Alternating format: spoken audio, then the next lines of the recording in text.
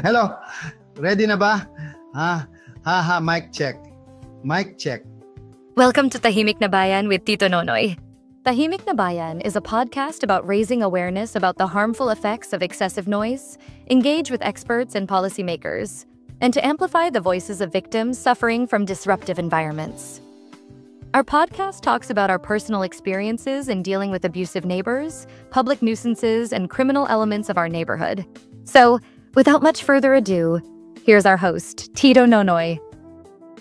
Magandang araw sa inyong lahat.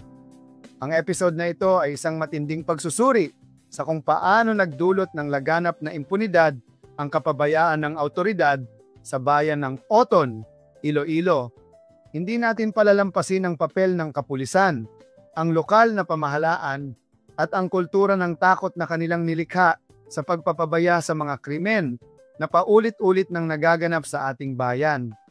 Sa mga nakalipas na taon, naging sentro ng balita ang isang nakakakilabot na insidente sa Oton Catholic Cemetery, isang hazing na kinasasangkutan ng mga menor de edad. 4 na kabataan ang binugbog sa loob ng sementeryo, isang lugar na dapat sanay tahimik at pinagpupugaran ng respeto. Ngunit hindi, sa halip ay ginawang entablado ng karahasan, isang patunay kung paano unti-unting nawawala ang batas at kaayusan sa Oton. Ang tanong natin ngayon ay paano ito pinayagan na mangyari? Paano umabot sa puntong kahit sa isang sagradong lugar ay naganap ang ganitong klasing brutalidad? Ang sagot ay simple. Dahil sa isang kultura ng impunity. Dahil sa sistematikong kapabayaan ng mga may kapangyarihan sa ating bayan, mula sa pulisya hanggang sa lokal na pamahalaan, nakikita ng mga kriminal na kaya nilang gawin ang anumang gusto nila sapagkat alam nilang walang sino man ang hahadlang sa kanila. At ito ang dahilan kung bakit kahit hanggang ngayon, ang mga nuisance motorists na mayayabang, maingay at walang respeto ay patuloy na nagkakalat ng lagim sa ating bayan. Ang bawat isang gabi na may mga motorsiklong dumadaan na nagbubuga ng ingay na tila mga hayop na walang habas na gumagala ay isang manifestasyon ng pagbagsak ng batas sa Oton. Hindi ito simpleng issue ng ingay. Ito ay isang tahasang panghahalay sa katahimikan ng ating mga tahanan. Hindi ba ito isang klaseng rape, isang marahas na pagpasok sa ating buhay nang walang pahintulot, isang sapilitang pandudungis sa ating kapayapaan na inuulit-ulit sa bawat gabing walang ginagawa ang pulisya? Hindi ba dapat ay may nag-a-apply ng batas? Nasaan ang Oton Police? Oo. Ang Oton Police na napakawalang silbi, inutil, tamad, at mukhang sinadyang pabayaan ang lahat ng ito upang magpatuloy ang kasamaan sa bayan. Imbes na hulihin ang mga tarantadong ito, pinapayagan nila, pinoprotektahan nila. Ang mga ingay ng muffler, ang walang habas na pagbiyahe ng mga motorsiklong may kasamang malalakas na tugtog ay hindi lihim sa kanila. Nakikita nila, naririnig nila. Pero ano ang ginagawa nila?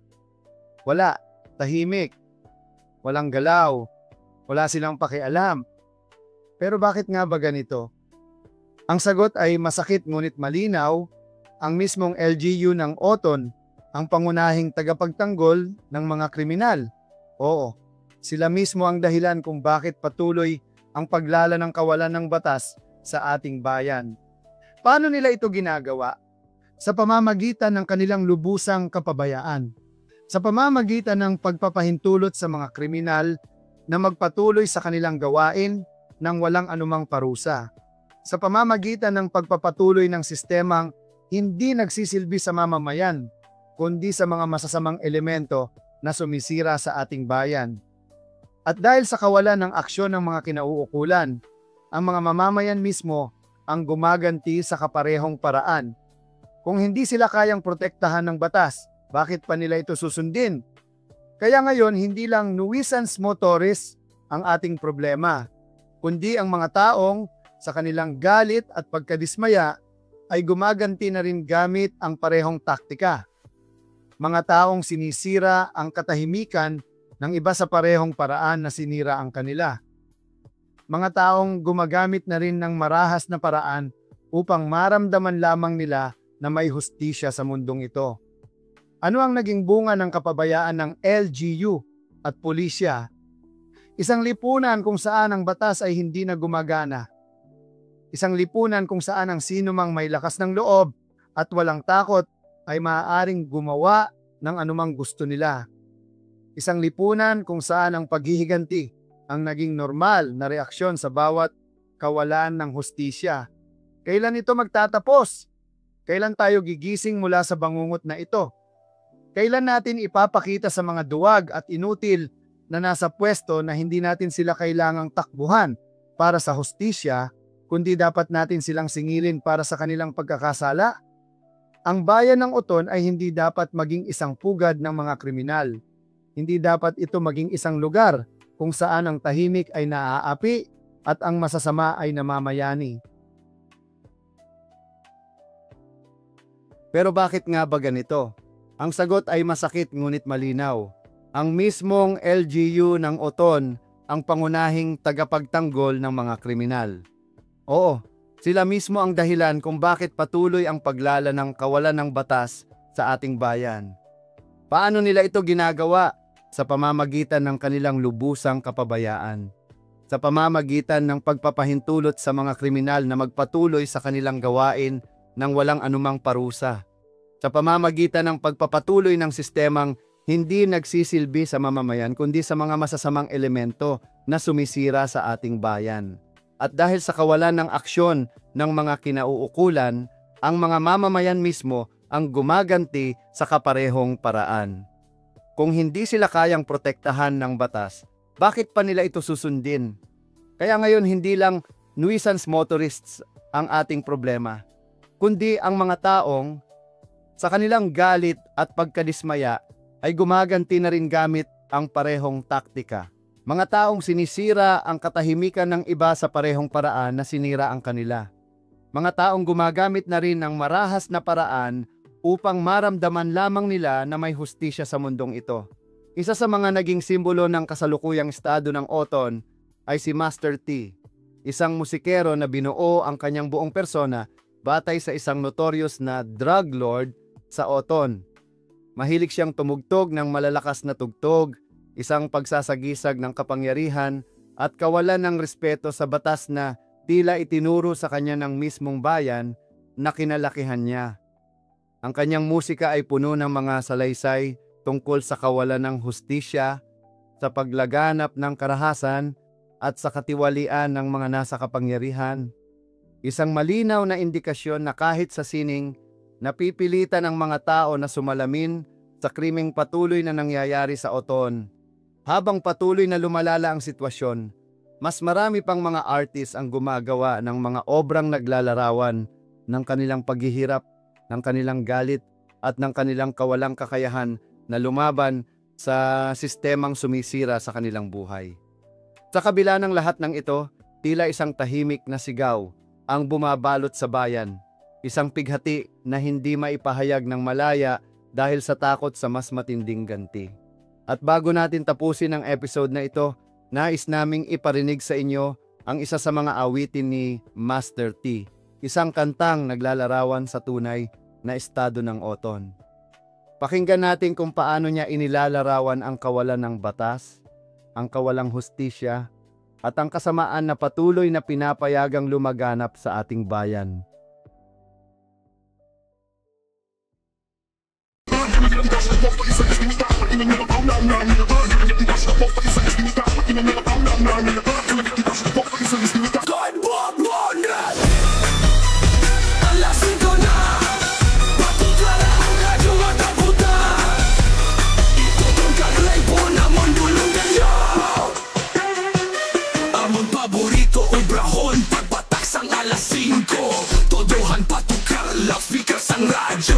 Para tanan niya katulog pa madistorbo. Kinagwaan kami sang buras niya daw gago. Amod kalipayan adlaw-adlaw makapag-distorbo. Nanangitan kami magginahod sang tanan nga tao. Kada may reklamo ginagwaan kami sang buras.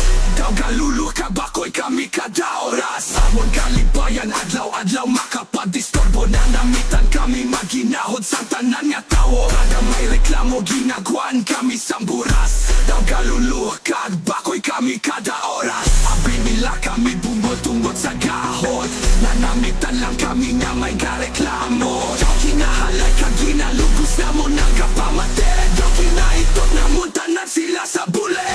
Ang mga piso, ang mga distorbo. Sa tanong na optunganon wala kami respeto. Ginagwaan kami puras kung tawag nga gago. Nanamitan din kami maging demonyo.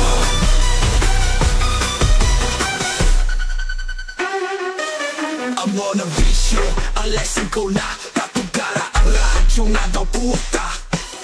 Ito'y pagkakrepo na mundulungan nyo. Amon paborito ubrahon, pagpataksang alas 5. Todohan papukal, loudspeaker sa radyo. Para tanan nga katuro pa madistorbo. Kinagwaan kami sa buras nga daw gago. Amon kalipayan, adlaw-adlaw makapag-distorbo. Nanamitan kami ng kinahot sa tanan nga tao. Kada may reklamo, ginagwaan kami sa buras. Daw galulo ka bakoy kami kada oras. Sabi nila kami bungol, tungod sa gahon. Nanamitan lang kami nga may gareklamo. Daw ginahalay ka ginalugos na mo nang gapamate. Daw ginaitot na mo tanan sila sa bule. Ang amon nga, ang mga bisyo, ang mga distorbo. Sa tanan nga optunganon wala kami respeto. Kinagwaan kami pulas kung tawag na gago. Nanamitan din kami mangin demonyo. Mangin demonyo. Ako si Master T, taga Burgos, Poblacion West. Wala kami nahadlok sa inyo marites. Sige ho namon palagbo sa namon na spiker. Hindi nyo kami mapauntat, you motherfuckers.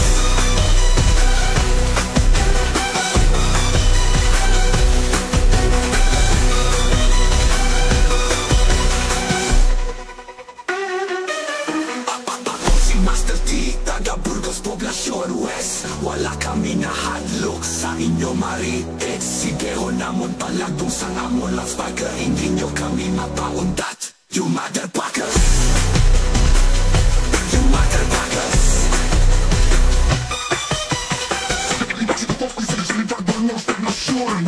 Wala kami nahadlok sa inyo marites. Sige ho namon palagbo sa namon loudspeaker. Hindi nyo kami mapauntat, you motherfuckers.